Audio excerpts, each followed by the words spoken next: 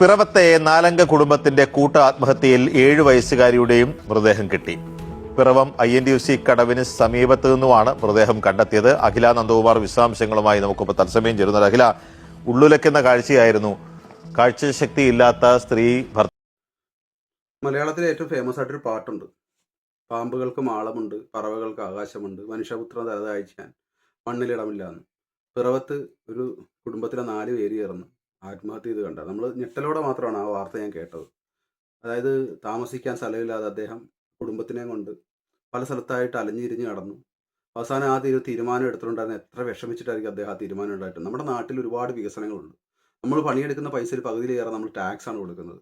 പക്ഷെ നമ്മുടെ നാട്ടിൽ ഇപ്പോഴും വീടില്ലാതെ, അല്ലേ, കയറി കിടക്കാൻ വീടില്ലാതെ എത്ര ലക്ഷങ്ങളുണ്ടെന്ന് അറിയാവോ? നമ്മളിപ്പം ഇപ്പോഴും രാഷ്ട്രീയക്കാർ തമ്മിൽ അങ്ങോട്ടും ഇങ്ങോട്ടും തർക്കമാണ്. അതായത് സെൻട്രൽ ഗവൺമെൻറ് തരുന്ന പൈസയ്ക്ക് നമ്മൾ എന്ത് വെക്കണം, ഈ ഒരു എന്താ പറയുക, അതിൻ്റെ ഒരു ബോർഡ് വെക്കണം വാതിക്കെ. പ്രധാനമന്ത്രി ആവാസ് യോജന എന്ന് പറഞ്ഞ ബോർഡ് വെക്കണം. അത് വെക്കേണ്ടെന്നൊരു ടീം, വെക്കണമെന്നൊരു ടീം. ഒരു കുടുംബം തന്നെ ആത്മഹത്യ ചെയ്തിരിക്കുകയാണ്. വീടില്ല, കയറി കിടക്കാൻ വീടില്ലാതെ ആത്മഹത്യ ചെയ്തിരിക്കുകയാണ്.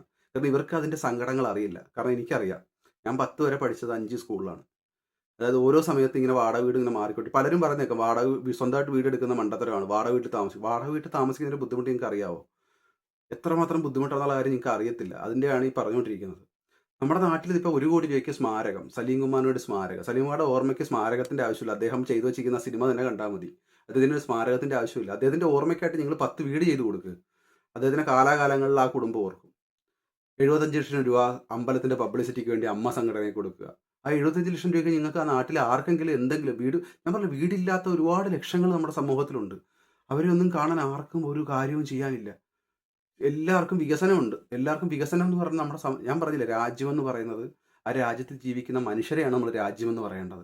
അല്ലാതെ ഒരു ഭൂപടത്തിൽ ഇങ്ങനെ വരച്ചു വെച്ചിരിക്കുന്ന ആ ഒരു ഭൂപടത്തിനെയാണോ നിങ്ങൾ രാജ്യമായിട്ട് കരുതുന്നത്? അല്ല, അവിടെ ജീവിക്കുന്ന മനുഷ്യരുണ്ടെങ്കിലേ അത് രാജ്യമാകത്തുള്ളൂ. അല്ലാതെ ചുമ്മാ എന്തോ പറയുന്നത്, കാർട്ടൂൺ കണക്ക് ഒരു പടം വരച്ചിട്ട് അത് രാജ്യമാകത്തില്ല. നമ്മൾ കൊടുക്കുന്ന ടാക്സ് നമുക്ക് തന്നെ ഉപകാരപ്പെടണം. കാരണം നമ്മൾ പണിയെടുത്തിട്ട് നമ്മൾ എവിടെ എത്തുന്നില്ല. ആളോഹരി വരുമാനം ഒരിക്കലും ഇല്ല. കാരണം കുറേ കോടീശ്വരന്മാരെ വെച്ചിട്ട് നമ്മുടെ ജനസംഖ്യ കൊണ്ട് ഹരിച്ചിട്ടാണ് എല്ലാ ആളോഹരി വരുമാനം കണക്കാക്കിക്കൊണ്ടിരിക്കുന്നത്.